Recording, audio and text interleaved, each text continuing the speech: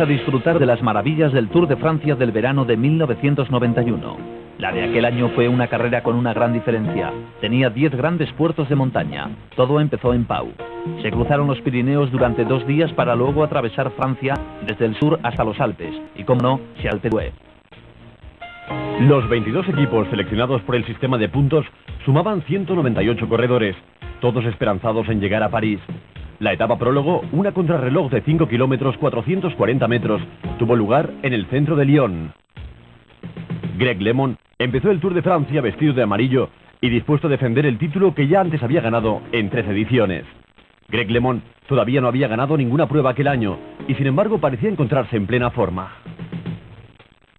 El corredor holandés Erik Breukink, supuesto gran rival de Greg LeMond en el Tour, hizo un magnífico recorrido y le batió por un solo segundo. Pero el hombre que les derrotó a ambos fue Thierry Mady. El francés especialista en prólogos, que ya había ganado en 2 ocasiones anteriores, iba a ser de nuevo el número 1. Thierry Mady, del equipo Castorama, hizo el mejor tiempo, 6 minutos 11 segundos, batiendo a Breukink por 2 segundos. Los franceses, de quienes no se esperaba una gran actuación en el Tour, habían empezado de la mejor manera posible. Los primeros 114 kilómetros y medio del Tour tuvieron lugar en un circuito habilitado en el parque llamado Taille d'Or. Por supuesto hubo sorpresas. ¿Recuerdan la escapada de 4 corredores en la edición anterior? Aquel año fueron 11 los escapados y uno de ellos, Greg LeMond, dispuesto a no cometer ningún error. ¿Era posible que todos los grandes, a excepción de LeMond y Breukink, se hubiesen dejado sorprender de nuevo? Las veloces piernas y el poderoso arranque de Abduljaparov rebasaron a Sean Kelly, que intentaba conseguir la victoria desde 1982. En tercera posición LeMond.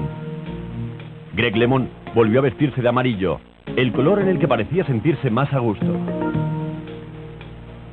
Después de un descanso de 3 horas, los corredores emprendieron el camino hacia la ciudad de Bron. Fueron 36 kilómetros y medio de contrarreloj por equipos. Que se corrieran 2 etapas el mismo día originó una gran polémica. El corredor Stephen Roche no llegó a tiempo de tomar la salida junto a sus compañeros. El equipo hizo todo el recorrido sin él y Roche lo hizo después, lo que le costó ser eliminado. El equipo Panasonic había hecho el mejor tiempo hasta entonces, pero no muy lejos de ellos se encontraba el equipo Castorama, encabezado por Logan Fignon, Luc Leblanc y, como no, el hombre que había perdido el maillot amarillo por la mañana, Thierry Mady. A su llegada había mejorado el tiempo del equipo Panasonic, aunque no sería suficiente como para poder recobrar el jersey amarillo. Fue precisamente Thierry Mady quien entró en primer lugar, tirando de su equipo. Tras ellos, el equipo Ariostea se encontró desgraciadamente con algún que otro problema. El fallo de uno de los corredores provocó la caída de parte del equipo en la última curva. Uno de los que cayó fue Sorensen, corredor que esperaba ser el líder del Tour al finalizar la contrarreloj. El equipo pasó por línea de meta sin él. Sorensen tuvo que hacer un gran esfuerzo para llegar, pero se enfundó el maillot amarillo con una ventaja de 10 segundos sobre Greg LeMond, un líder danés en el Tour de Francia. Eso no se ve todos los días. Al día siguiente, la tercera etapa de 210 kilómetros y medio. Se inició en Villeurbanne, en las afueras de Lyon, y terminó en Dijon, la capital francesa de la mostaza. Las etapas llanas preocupaban a muchos corredores, pero fueron una fiesta para los sprinters. Uno de ellos, Etienne de Wilder, no esperó hasta el final para lanzar su ataque. A 1 kilómetro de la línea de meta se escapó y no consiguieron darle caza. La cuarta etapa nos alejó de la capital de la mostaza y nos llevó hasta Reims, centro de la región del Champagne, en una larga etapa de 286 kilómetros. Una vez más, los sprinters esperaban hacerse con la victoria. Cruzando la línea, Abduljaparov, un nombre a tener en cuenta. Fondriest fue el que encabezó el ataque del día siguiente. La etapa desde Reims hasta Valenciennes llevaría a los corredores hasta cerca de la frontera con Bélgica. Un buen número de corredores fue víctima de otras tantas caídas, pero hubo una que ninguna cámara pudo filmar. Fue la del maillot amarillo Sorensen. Cayó en una curva muy cerrada, volvió a la carrera montado en la bicicleta de su compañero de equipo, Bruno Chenialta, y cuando llegó a la meta, nadie se percató de que Sorensen había sido víctima de una caída que lo alejaría del Tour. Acabó la etapa con la clavícula rota. Dylan Aydam consiguió con su escapada de última hora cruzar la línea en primer lugar. Esta fue la imagen del día. Sorensen abandonaba el Tour de Francia. A la mañana siguiente el nuevo líder era Greg LeMond, pero en un gran gesto y según la tradición del Tour no quiso enfundarse el maillot. Según él, el puesto de líder quedaba abierto a cualquiera. Lemon iba a tratar de reconquistar el maillot amarillo, pero también Thierry Marix lo iba a intentar. En la segunda escapada más larga de la historia del Tour, más de 230 kilómetros, Marix se vistió de amarillo al llegar a Le Havre. La carrera llegó hasta Argentín, sprintando los 185 corredores. Jean-Paul Van Poppel se proclamó vencedor de etapa, otro gran especialista en forma. Al día siguiente, a consecuencia de la gran escapada del día anterior, Marix estaba excesivamente cansado para disputar la primera gran contrarreloj. El número 11 era Claudio Chiappucci, que en el año anterior fue incapaz de realizar una buena contrarreloj y que sin embargo acabó el Tour en segunda posición detrás de Greg LeMond. Logan Fignon parecía estar volviendo a su buena forma a juzgar por su lucha durante todo el trayecto, y también Raúl Alcalá, que fue el ganador de la primera contrarreloj disputada en el Tour del año anterior y que aquí adelanta a Olaf Lupin. Pero a los que realmente hay que batir son los que salen en las últimas posiciones. El campeón de Italia, Gianni Bugno, quien según todo el mundo decía sería el nuevo ganador del Tour de Francia. Eric Breuking, ganador de 2 etapas contrarreloj en el pasado Tour y cabeza de etapa hasta los últimos 10 kilómetros, a partir de los cuales se hundió. Jean-François Bernard, que este año corría en un nuevo equipo, gregario de lujo en el Banesto para ayudar a Miguel Indurain y Pedro Delgado. Pero Bernard parecía haber encontrado su mejor forma y consiguió el tercer mejor tiempo del día.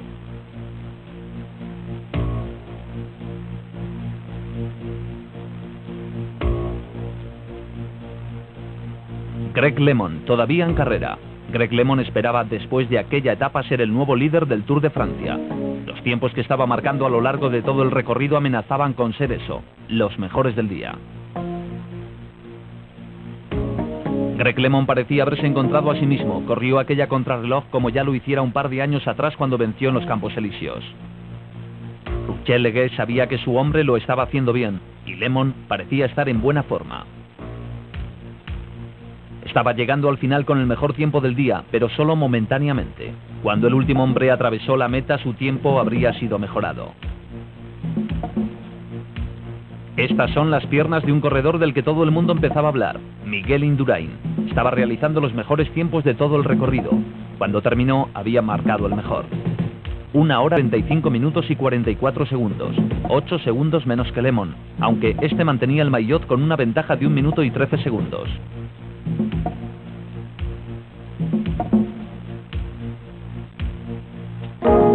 La carrera continuó por partió de Alençon hasta Rennes. Casi al final de etapa, Moro Orbirio, del equipo RMO, se arriesgó y entró vencedor de etapa. Este fue el día más feliz del brasileño.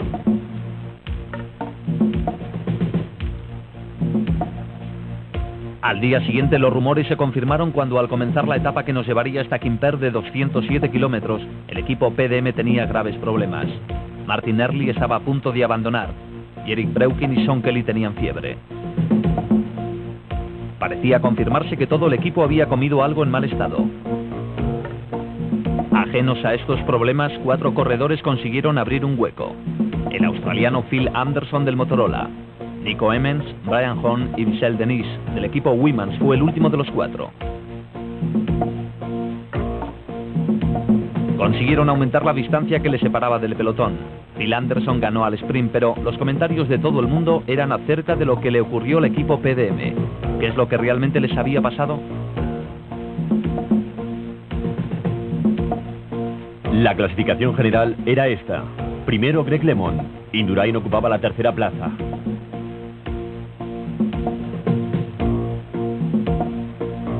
Perico Delgado era octavo, Mauri décimo.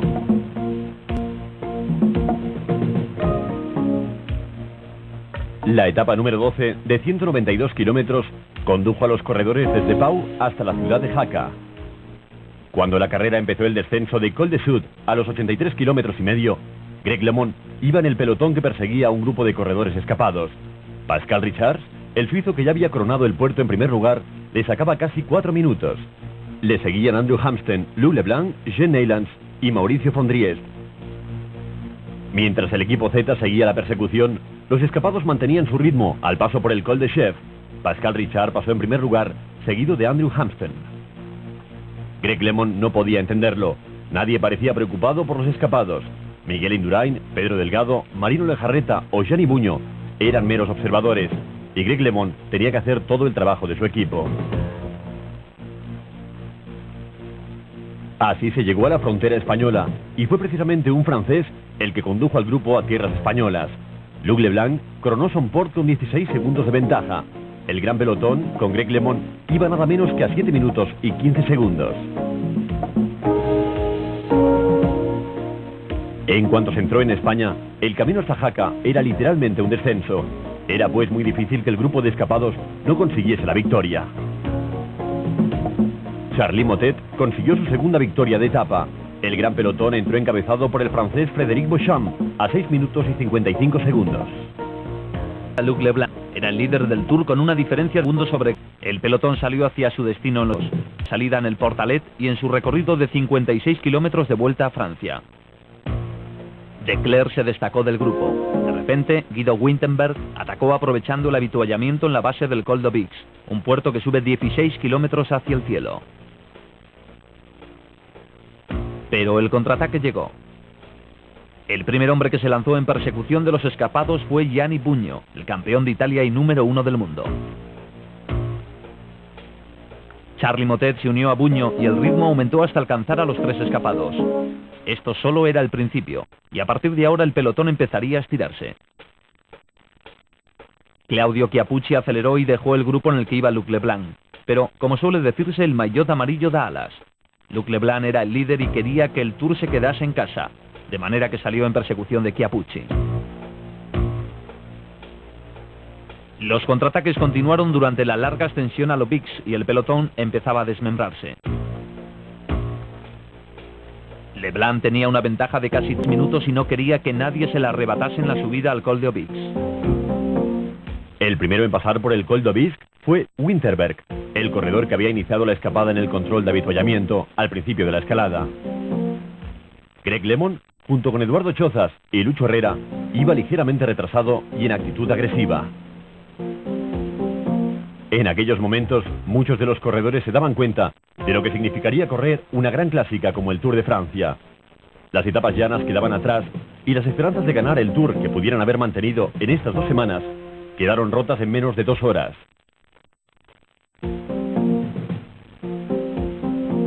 Después del descenso del l'Aubix, se había producido un reagrupamiento en la falda del Tourmalet. El Tourmalet, nombre que desata los más grandes temores entre los corredores, es una larga ascensión que acaba a 3.000 metros de altura. El ritmo se mantenía constante en la ascensión al Tourmalet. Una ausencia notable en este grupo era el ganador del Tour de 1988, Pedro Delgado. Al menos podía consolarse pensando que su compañero de equipo Miguel Indurain sí que estaba. En aquellos momentos mucha gente pensaba que Indurain iba a ser la estrella de aquel Tour, y desde luego tenían razón. Un pequeño esfuerzo y Claudio Chiappucci pasó por la cima seguido de Miguel Indurain y de Andrew Hampsten. Gianni Buño controlaba con la mirada la posición del maillot amarillo que iba solo a unos segundos junto con Greg LeMond, exactamente a 18. Con ellos iba el italiano Conti en el largo descenso hasta la ciudad de Saint-Maguy de Complaints y una vez allí nueva ascensión, la del Col d'Aspen.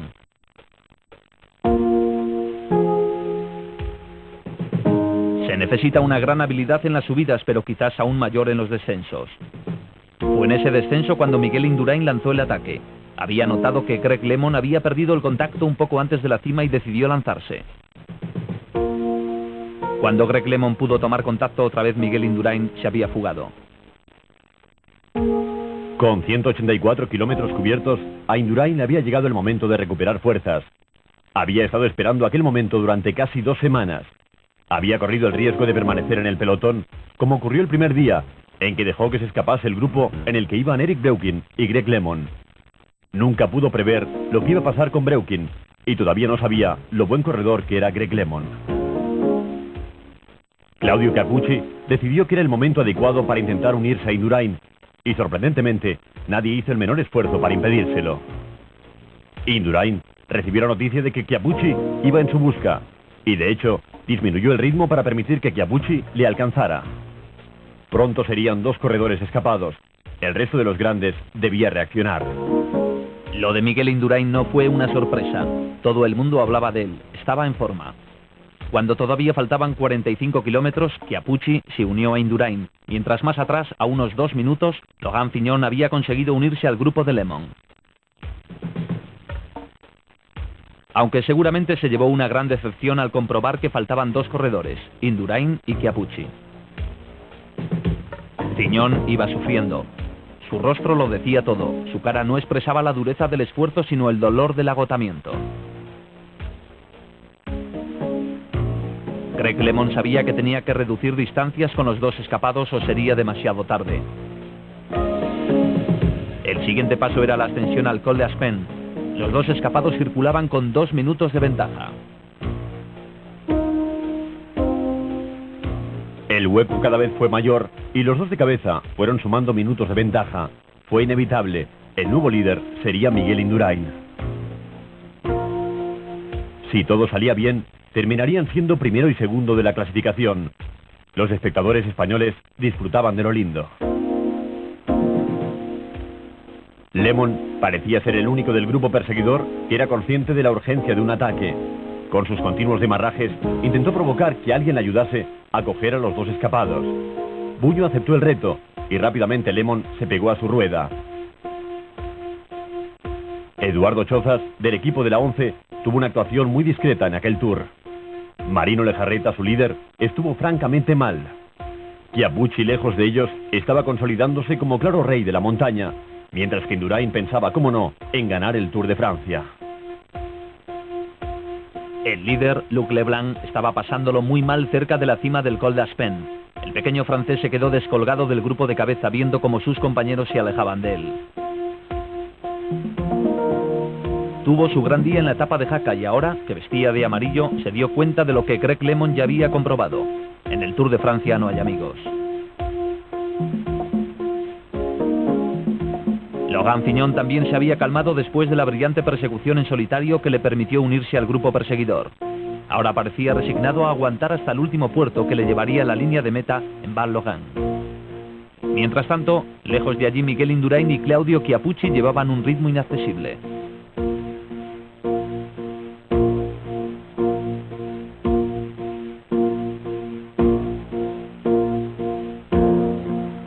Las distancias fueron aumentando entre los diferentes grupos.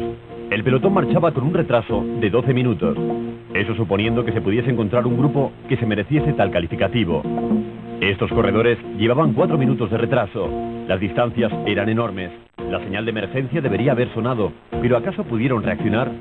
Se toparon con 2 corredores que estaban decididos a protagonizar la etapa más dura del Tour de Francia. Ellos habían esperado 2 semanas observando cada movimiento. Se arriesgaron a perderse grandes escapadas y al fin había llegado su hora. El resto de los grandes solo pudo aguantar. Mientras los 2 escapados marchaban a su aire, hubo un ridículo accidente. El coche del equipo de Buño derribó a Greg LeMond. Buño había atacado y su coche pretendió seguirle cuando tropezó y derribó a LeMond. Una situación embarazosa que el propio director del equipo trató de arreglar empujando a LeMond. Más tarde se disculpó por el error cometido. LeMond reaccionó inmediatamente, pero su ritmo se había roto. Ahora tendría que hacer lo imposible para recuperarlo. Los 2 escapados seguían ajenos a todo lo sucedido, mientras el resto de los corredores formó una hilera con grandes distancias entre unos y otros. Buño, Motet y Fignon iban a más de 2 minutos y medio. Más atrás, Hamstin, LeMond, Chozas y Rouet. En lo que quedaba de pelotón, hombres como Pedro Delgado marchaban a más de 10 minutos. A LeMond le dejaban hacer todo el trabajo. Los otros 3 simplemente le seguían. Nadie sprinta en la cima del Col d'Aspin.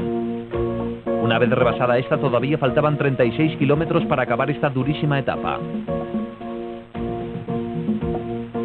Los siguientes fueron Buño, Motet y Fignon, que pasaron a 2 minutos 15 segundos de los escapados.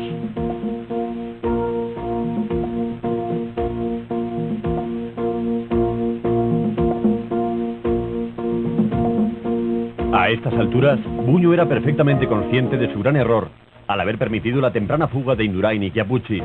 Pero ya se sabe que en este tipo de pruebas a veces es conveniente jugarse el todo en una etapa larga. Y eso es exactamente lo que Indurain había planeado y solo Chiappucci había resistido. El grupo de Hamsten, Lemon, Chozas y Ruet marchaba a 3 minutos y 34 segundos de la cabeza y a poco más de 1 minuto del trío formado por Buño, Motet y Piñón.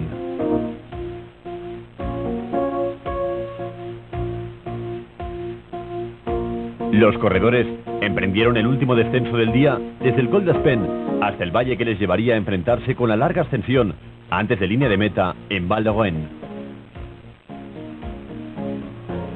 La subida a Val d'Auen, con una pendiente media del 9%, estaba a menos de 7 kilómetros de la llegada.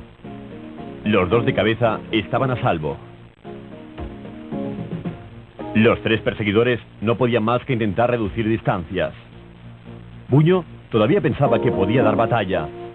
Debía encontrar el momento de deshacerse de Piñón y Motet. Más atrás, Lemon estaba realmente tocado y Eric Boyer, su compañero de equipo, había acudido en su ayuda. Boyer iba a la cabeza intentando que Lemon le siguiese. A todo esto, el maillot amarillo Luc Leblanc había pasado por el Col d'Aspen con una diferencia de 6 minutos y 42 segundos. Eso significa una enorme distancia.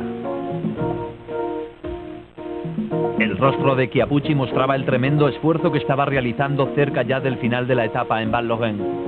Indurain parecía igual de fuerte. Detrás de ellos, Buño lanzó un último y desesperado ataque para cortar distancias. Marchaba a más de 2 minutos y realmente tenía que rebajar esa distancia en medio minuto por lo menos si todavía quería tener una oportunidad de ganar el Tour. Piñón intentó seguirle y por un momento pareció que Motet se quedaba solo.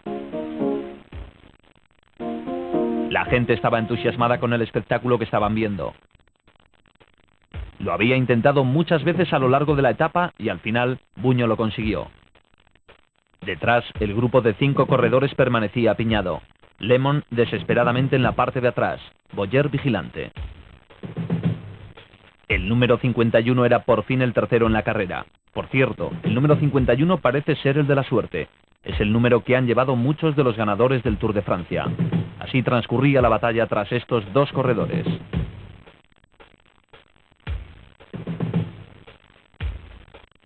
No hay duda de que Indurain y Chiappucci, en el momento en que pasan bajo la pancarta que anuncia los 4 últimos kilómetros, habían sido advertidos por sus respectivos directores de que Buño les seguía la caza. Y a pesar de que la etapa era suya, no era cuestión de relajarse antes de tiempo. Debían mantener el ritmo. Este había sido el día elegido para dar el hachazo y nadie iba a arrebatarles el triunfo. Tenían razón los que temían la subida al Val d'Auen. Era una durísima ascensión después de una larga etapa de montaña de 232 kilómetros. Estaban a punto de llegar, atravesando la montaña que los franceses llamaron una vez el Círculo del Valle de los Muertos. Y de esos hubo muchos aquel día. Uno de ellos parecía ser Lemon. Y sin embargo, en aquel Tour, Lemon se ganó la amistad de muchos. No porque estuviese perdiendo la carrera, sino porque no se rendía, aun cuando no ganaba. Pancarta roja en el cielo y Miguel Indurain, como otras veces aquí en los Pirineos, iba a intentar ganar la etapa. Ya lo hizo en 2 ocasiones anteriores y no lejos de aquí, pero esta no iba a ser la tercera. Chiappucci sprinta y gana la etapa por 1 segundo. Fue su primera victoria en una gran prueba por etapas. Estaba realmente encantado, pero por supuesto, la nueva gran figura del Tour de Francia, a partir de ahora, es Miguel Indurain.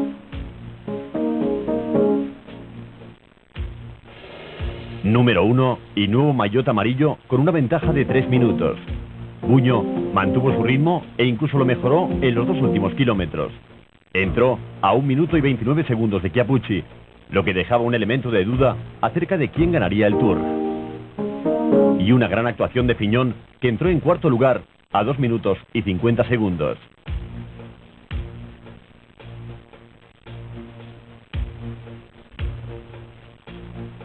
Motet, que había estado en medio del fragor de la batalla durante todo el día, llegó en 5ª posición con una gran desventaja de 3 minutos y 35 segundos. Era demasiado para el ganador de 2 etapas y anterior maillot amarillo. Andrew Hansen era el mejor americano. Llegó en 6ª posición, a 6 minutos y 1 segundo, seguido de Eduardo Chozas.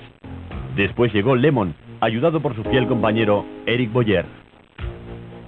Lemon había pinchado por completo. Llegó a 7 minutos y 18 segundos de Chiappucci, el mismo al que había batido en el Tour del año anterior. La clasificación general había dado un vuelco espectacular. La carrera estaba a punto de dejar los Pirineos. Miguel Indurain estaba en primera posición, seguido de Charly Motet a 3 minutos y a 3 minutos y 10 segundos Gianni Bugno. El nuevo rey de la montaña era Claudio Chiappucci. Para el español fue un gran día.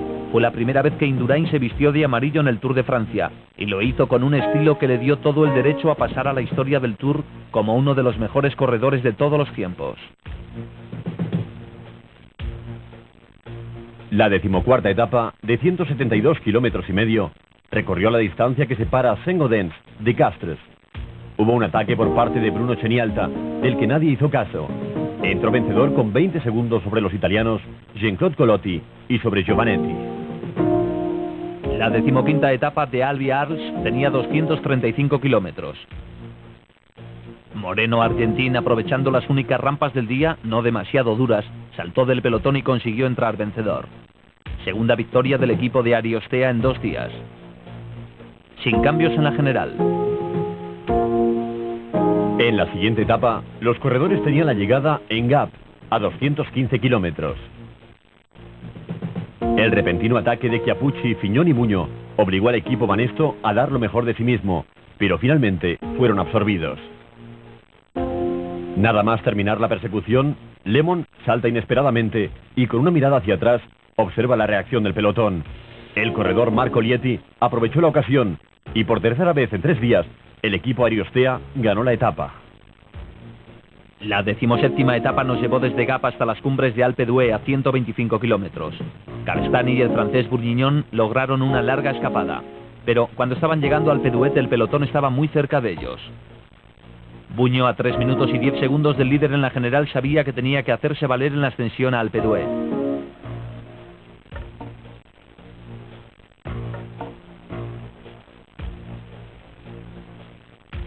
Había sido el primero en coronarlo el año anterior. Ningún italiano lo conseguía desde que Fausto Coppi lo hiciera en los años 50. Pero eso no era nada. Él perseguía el maillot amarillo. Jean-François Bernard marcaba el ritmo y Miguel Indurain cómodamente seguía tras él. Alpe d'Huez es una maravillosa ascensión con 21 curvas numeradas por la que los corredores pasan hasta llegar a la cima, siempre rebosante de aficionados. Todos marchaban a buen ritmo en su camino a la cima y Miguel Indurain todavía podía aprovecharse de la ayuda de su fiel compañero Jean-François Bernard. Pello Ruiz-Cabestany pagó las consecuencias de su larguísima escapada y sus fuerzas le abandonaron. Bugno no encontró la manera de deshacerse de Indurain.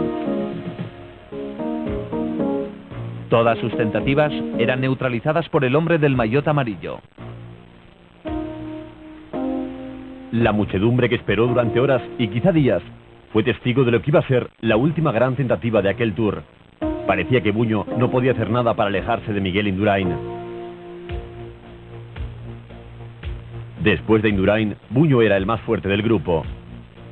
Chiappucci, el rey de la montaña, estaba satisfecho con seguirles, y Stephen Rooks solo intentaba dejar alto el pabellón holandés. Jean-François Bernard se quedó momentáneamente descolgado ante la aceleración de Bugno, pero consiguió poco a poco volver a colocarse al lado de su jefe de filas y líder del Tour. Aquí está Thierry Claveyrolat, junto al pequeño francés Luc Leblanc. Los franceses sabían que en este Tour no tenían candidatos para la victoria final, pero sí es cierto que sus hombres estaban bien colocados. Más atrás, Fignon estaba listo para otro de sus grandes contraataques. Es un enamorado de Alpe d'Huez. Aquí algunas veces se vistió de amarillo y cada vez que lo hizo ganó el Tour, aunque aquel día iba un poco rezagado. La curva del cementerio de la ciudad d'Huez está a unos 3,5 kilómetros de la cima.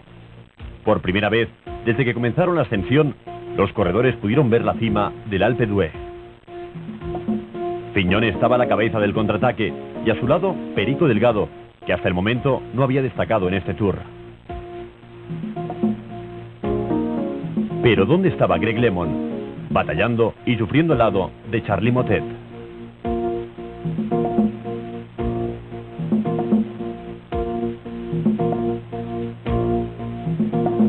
La muchedumbre se agolpó en torno a los corredores en las últimas rampas de Alpe d'Huez.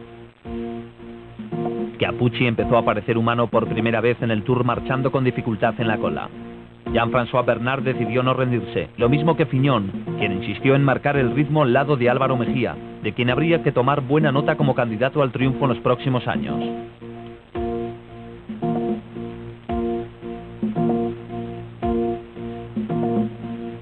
A su lado, el número 1 del mundo, Gianni Bugno, corría por cuarta vez el Tour. Era campeón de Italia y estaba en excelente forma. Sin embargo, nada podía hacer contra Miguel Indurain, un buen corredor en la Vuelta a España que se perfilaba como el próximo ganador del Tour.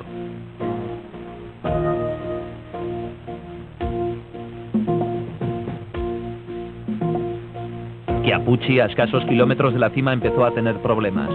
Aguantó lo mejor que pudo y no mejoró su posición en la general. Bugno estaba decidido, tenía que ganar la etapa y sacarle tiempo a Indurain. Pero este no iba a ayudarle en su empresa.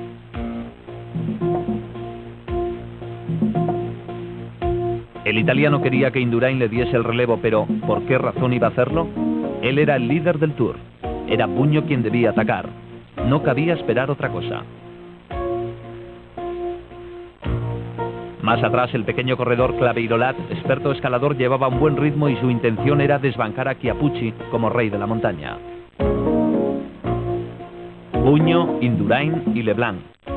Chiappucci se había quedado rezagado y Leblanc estaba teniendo otro buen día de escalada, esta vez en los Alpes. Bugno no estaba marchando como el gran Eddy Merckx. De ninguna manera podía asestar el golpe mortal que dejara a Indurain fuera de combate. Este había sabido vigilar y seguir durante 10 días en las etapas llanas y ahora estaba haciendo lo mismo en Alpe d'Huez. Había sabido jugar sus cartas en el largo día de los Pirineos y en aquel momento no tenía más que conservar su ventaja. Él les había retado, los demás tenían que recoger el guante. El Alpe d'Huez, literalmente cubierto de aficionados, se había convertido en una montaña famosa, probablemente la más conocida del Tour. Los corredores, pasando entre la densa multitud, sabían, aunque no hubiesen estado allí antes, nada. Poco antes de llegar a meta, Indurain tomó el mando. Bugno le siguió, y detrás, como siempre, el valiente y esforzado Luc Leblanc.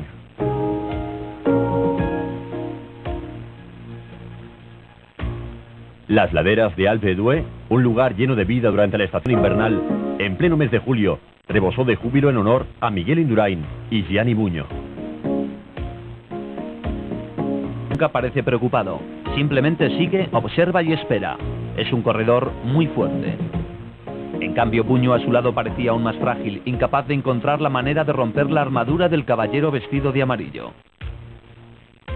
A 2 kilómetros de meta, los 9 primeros corredores estaban separados por no más de 1 minuto. Indurain, Leblanc y Bugno. Y detrás de ellos Jean-François Bernard y el holandés Stephen Rooks, también Chiappucci, Claveirolat y Perico Delgado. Fignon iba a 1 minuto y 10 segundos. Este es Pedro Delgado, número 31, mejorando poco a poco. Había enlazado con Rooks y con Chiappucci. 45 segundos le separaban de la cabeza de carrera. Y Thierry Claveirolat, corriendo de la misma forma que lo hiciera el año anterior. A ratos con los de cabeza y a ratos solo, pero siempre combatiendo, sin desmayo. Estamos en el centro de Alpe d'Huez, cruzando su plaza. Después de un giro a la izquierda se divisa la línea de meta. Un año antes, Lemon luchaba por la victoria vestido de amarillo y Bugno fue quien la consiguió. Este año el de amarillo era Miguel Indurain y Bugno volvió a estar ahí con grandes posibilidades de batir una vez más al líder del Tour.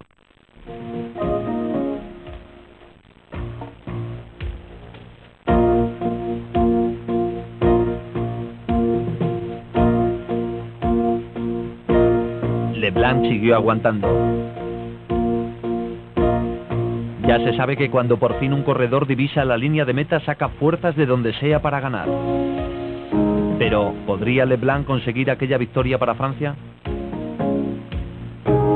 Es la victoria más codiciada, la llegada a Alpe d'Huez, la que queda en la memoria de todos. Tras esta ancha calle se encuentra una curva muy cerrada a la izquierda. Indurain llega primero, Bugno detrás, intentando conseguir la proeza. Ganar la etapa por segunda vez en 2 años consecutivos. Nadie lo había conseguido antes. Bugno estaba mejor colocado, era uno de los mejores sprinters. Buño echó una mirada hacia atrás y soltó amarras. Por segunda vez en 2 años, no solamente ganó la etapa, sino que batió al maillot amarillo, en este caso Miguel Indurain. Pero Indurain sabía que habiendo quedado segundo en la gran etapa de los Pirineos y segundo también en la gran etapa de los Alpes, el Tour estaba prácticamente en sus manos. Jean-François Bernard llegó en cuarta posición a 35 segundos. Después hubo un segundo sprint entre Rux, Chiappucci y Claveyrolat, con Perico Delgado más atrás. La victoria fue para Rux, quien entró en quinto lugar. Apenas transcurrió un minuto cuando vimos a Fignon luchando por la 9ª plaza con Mejía, que iba delante de él. Fignon entró primero. La dura subida al Alpe d'Huez le hizo perder tiempo en la general. Había entrado a 1 minuto y 12 segundos de Buño. Después de Fignon llegó el grupo de Lemon, que encontró compañía.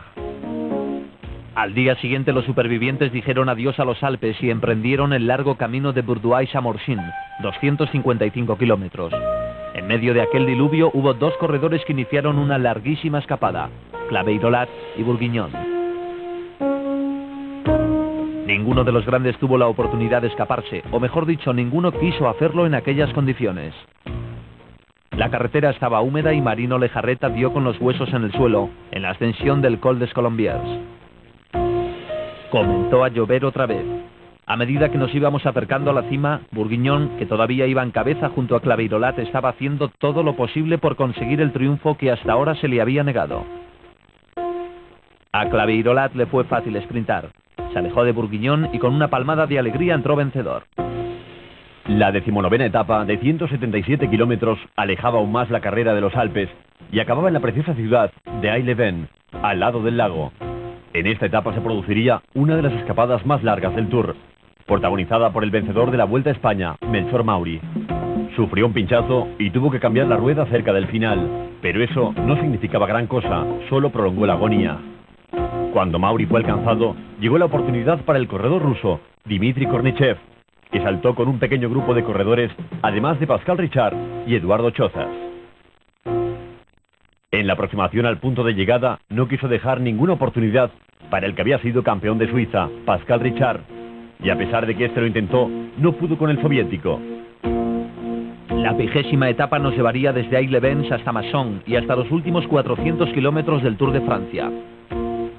Al final fue Yakimov quien en los últimos kilómetros saltó y entró primero. Yakimov era el campeón del mundo de persecución, otro soviético más que pasó a engrosar la lista de ganadores de etapa en el Tour de Francia. La etapa contrarreloj del penúltimo día del Tour suele ser de una importancia vital, aunque este año no fue el caso. El objetivo de Lemon en esta contrarreloj no era el maillot amarillo, sino vencer a Hamsten, el otro americano ex compañero de equipo. Lemon iba a correr para ser el mejor americano del Tour. Necesitaba vencer a Hamsten, que tenía más de 2 minutos y 42 segundos de ventaja. Cuando llegó a la meta, estaba claro que lo había conseguido, además de haber hecho el mejor tiempo hasta entonces, 1 hora, 12 minutos, 33 segundos. Hamsten tomó la salida en 7ª posición, y Lemon no mucho más atrás. Existía la posibilidad de que Lemon doblase a Hamsten. El tiempo de Hamsten fue 1 hora, 15 minutos y 42 segundos. Chiappucci perdió el Tour del año anterior en la última etapa contra el reloj. Desde entonces, juró que aprendería a correr en solitario contra el reloj. Cuando marcó el mejor tiempo en el primer control, todo el mundo se quedó sorprendido. Pero después su ritmo fue bajando irresistiblemente. Lemon entró con el mejor tiempo hasta el momento. Chiappucci corrió mucho, pero solo para poder mantener su tercer puesto en la general. Aquí está acercándose a la meta. Cuando cruzó la línea, había hecho un tiempo de 1 hora, 12 minutos y 53 segundos. Buño salió a correr la etapa con una desventaja de 3 minutos y 9 segundos. Y durante unos minutos parecía que iba a recortar ese tiempo y acercarse a Indurain. En 2 controles había marcado el mejor tiempo.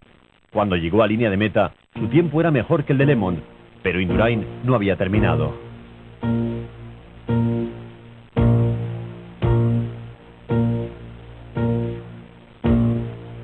La actuación del líder del Tour fue la esperada. Después de todo, ya había ganado la primera contrarreloj, que entonces se veía muy lejana, casi 3 semanas. En el el primer control, el tiempo marcado por Chiappucci fue el mejor. Buño e Indurain hicieron exactamente el mismo tiempo, 26 minutos y 57 segundos. Los dos habían marcado 21 segundos más que Chiappucci, pero mientras este fue perdiendo fuerzas, Indurain mantuvo el ritmo y cuando llegó al final de la etapa no había duda, si es que alguna vez la había habido. Miguel Indurain iba a ser el vencedor del Tour de aquel año. Buño no solamente no pudo acortar distancias, sino que aún perdió más tiempo. Salió con 3 minutos y 9 segundos y al finalizar la contrarreloj su tiempo sería de 3 minutos y 36 segundos por detrás de Indurain. Este había sabido elegir las 4 etapas cruciales del Tour para dar el golpe. Ganó las 2 contrarreloj y entró segundo y destacado en las 2 grandes etapas de montaña. Fue el único corredor que hizo los 57 kilómetros en menos de 1 hora y 12 minutos. Su tiempo, 1 hora 11 minutos y 45 segundos exactamente. Había ganado la etapa y entraría vencedor en París al día siguiente. La etapa final, un recorrido de 178 kilómetros desde Melun hasta París a los Campos Elíseos. La Torre Eiffel, la visión que todos esperaban ver, y fue precisamente Lemon quien la divisó primero. Detrás iba el pelotón escoltado por todos los hombres de Banesto, el equipo de Indurain. No estaban preocupados por Lemon. Pronto los corredores llegaron a los Campos Elíseos. Para un ciclista profesional es algo muy emocionante ser el primero en pasar por línea de meta en el circuito de los Campos Elíseos. En total tenían que completar 8 vueltas. Era una subida continua hacia el Arco de Triunfo y, cómo no, un descenso continuo a partir de entonces.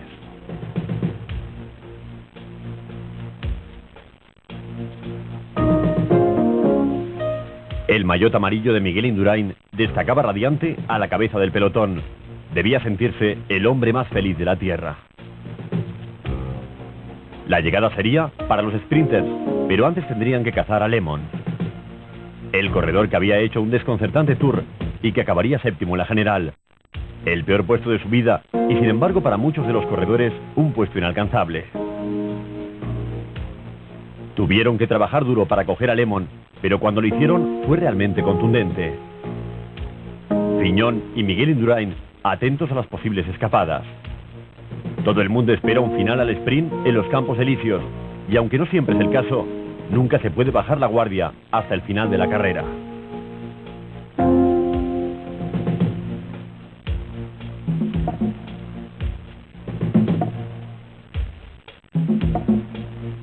A pesar de que el pelotón se rompió, finalmente volvió a ser un grupo compacto y cualquier otro intento fue neutralizado.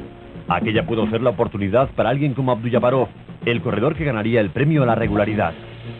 Realmente se había ganado la reputación de el mejor y más temido sprinter del mundo. Abduljaparov, con el maillot verde, aparece a la izquierda de la imagen. En primera posición, en el centro, Ola Dubik.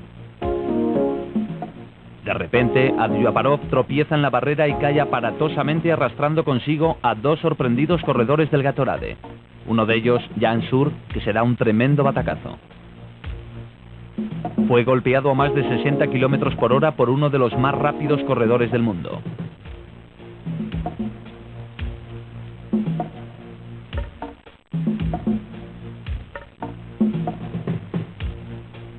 Como es natural, fue otro corredor soviético el ganador de la etapa, Kornichev. Su segunda victoria en este Tour y la tercera en total. Abduljaparov, con múltiples contusiones y una clavícula rota, tuvo que ser ayudado a cruzar la meta para poder seguir optando al maillot verde de la regularidad.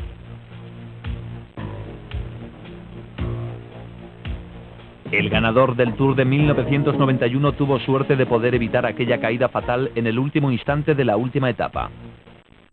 101 horas en el sillín para Indurain. Era el cuarto español que ganaba el Tour. Detrás, Buño a 3 minutos y 36 segundos. Chiappucci tercero. Motet cuarto. En octavo lugar, Hamskin. Noveno, Pedro Delgado. Y décimo, Ruet.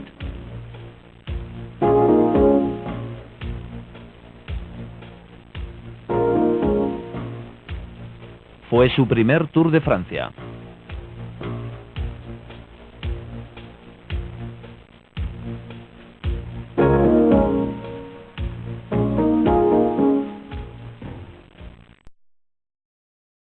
Esta fue la imagen del día. Sorensen abandonaba el Tour de Francia. A la mañana siguiente el nuevo líder era Greg LeMond, pero en un gran gesto y según la tradición del Tour no quiso enfundarse el maillot.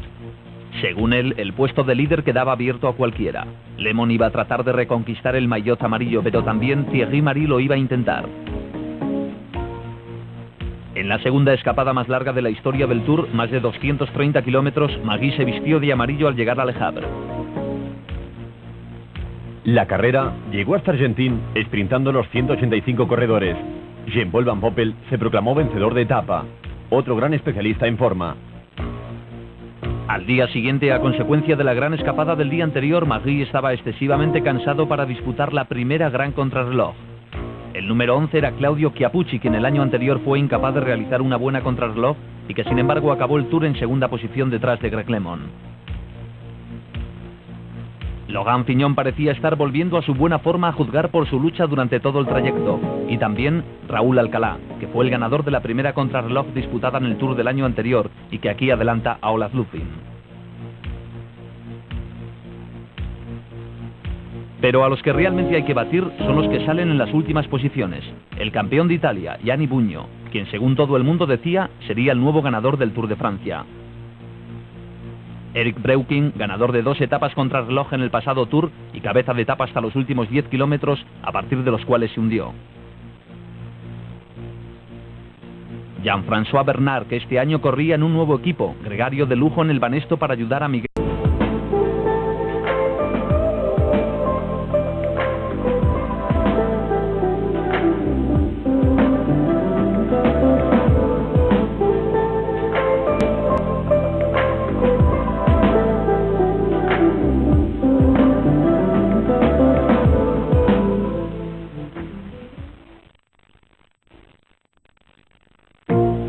Les invitamos a disfrutar de las maravillas del Tour de Francia del verano de 1991.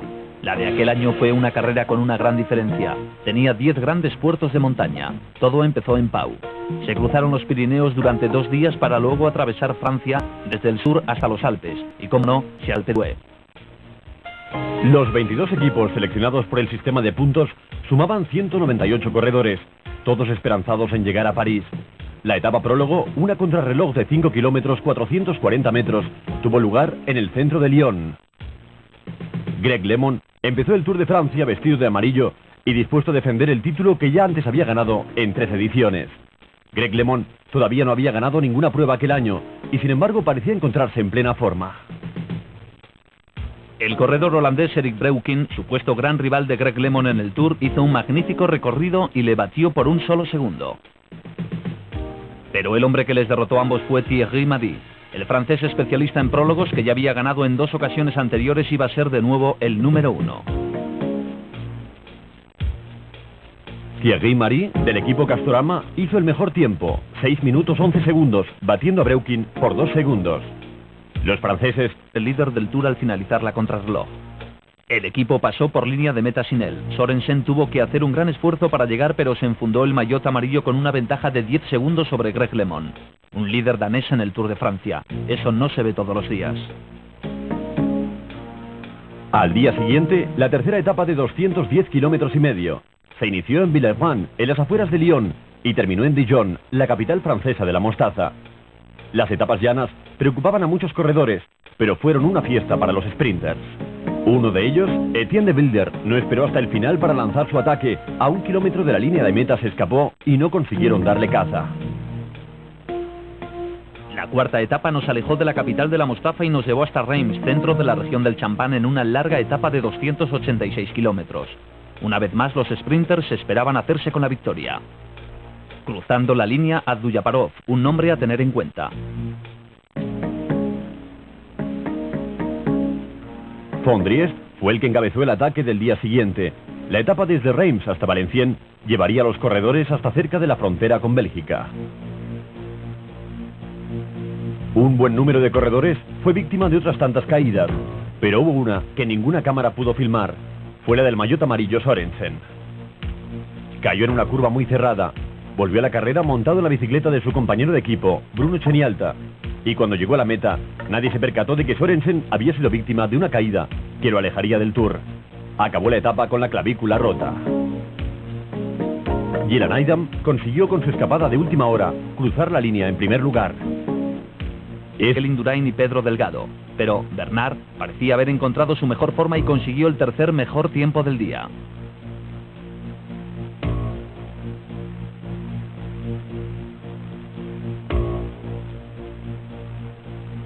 Greg LeMond, todavía en carrera. Greg LeMond esperaba, después de aquella etapa, ser el nuevo líder del Tour de Francia. Los tiempos que estaba marcando a lo largo de todo el recorrido amenazaban con ser eso, los mejores del día. Greg LeMond parecía haberse encontrado a sí mismo. Corrió aquella contrarreloj como ya lo hiciera un par de años atrás cuando venció en los Campos Elíseos. Ruchellegué sabía que su hombre lo estaba haciendo bien y LeMond parecía estar en buena forma. Estaba llegando al final con el mejor tiempo del día, pero solo momentáneamente. Cuando el último hombre atravesó la meta, su tiempo habría sido mejorado. Estas son las piernas de un corredor del que todo el mundo empezaba a hablar, Miguel Indurain. Estaba realizando los mejores tiempos de todo el recorrido. Cuando terminó, había marcado el mejor. 1 hora 35 minutos y 44 segundos, 8 segundos menos que LeMond, aunque este mantenía el maillot con una ventaja de 1 minuto y 13 segundos.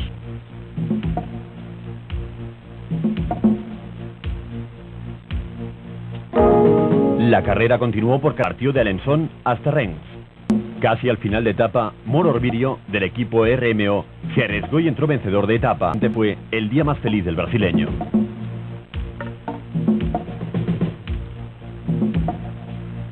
Al día siguiente los rumores se confirmaron cuando al comenzar de quienes no se esperaba una gran actuación en el Tour, habían empezado de la mejor manera posible. Los primeros 114 kilómetros y medio del Tour tuvieron lugar en un circuito habilitado en el parque llamado Taille d'Or. Por supuesto hubo sorpresas. ¿Recuerdan la escapada de 4 corredores en la edición anterior? Aquel año fueron 11 los escapados y uno de ellos, Greg LeMond, dispuesto a no cometer ningún error. ¿Era posible que todos los grandes, a excepción de LeMond y Breukin, se hubiesen dejado sorprender de nuevo? Las veloces piernas y el poderoso arranque de Abdul-Jabbarov rebasaron a Sean Kelly, que intentaba conseguir la victoria desde 1982. En tercera posición, LeMond. Greg LeMond volvió a vestirse de amarillo, el color en el que parecía sentirse más a gusto.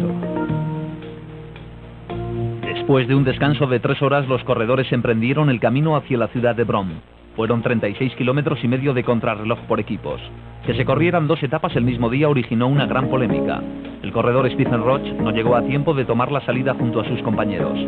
El equipo hizo todo el recorrido sin él y Roche lo hizo después, lo que le costó ser eliminado. El equipo Panasonic había hecho el mejor tiempo hasta entonces, pero no muy lejos de ellos se encontraba el equipo Castorama, encabezado por Logan Fignon, Luc Leblanc y, como no, el hombre que había perdido el maillot amarillo por la mañana, Thierry Magui. A su llegada había mejorado el tiempo del equipo Panasonic, aunque no sería suficiente como para poder recobrar el jersey amarillo. Fue precisamente Thierry Magui quien entró en primer lugar, tirando de su equipo. Tras ellos, el equipo Ariostea se encontró desgraciadamente con algún que otro problema. El fallo de uno de los corredores provocó la caída de parte del equipo en la última curva. Uno de los que cayó fue Sorensen, corredor que esperaba ser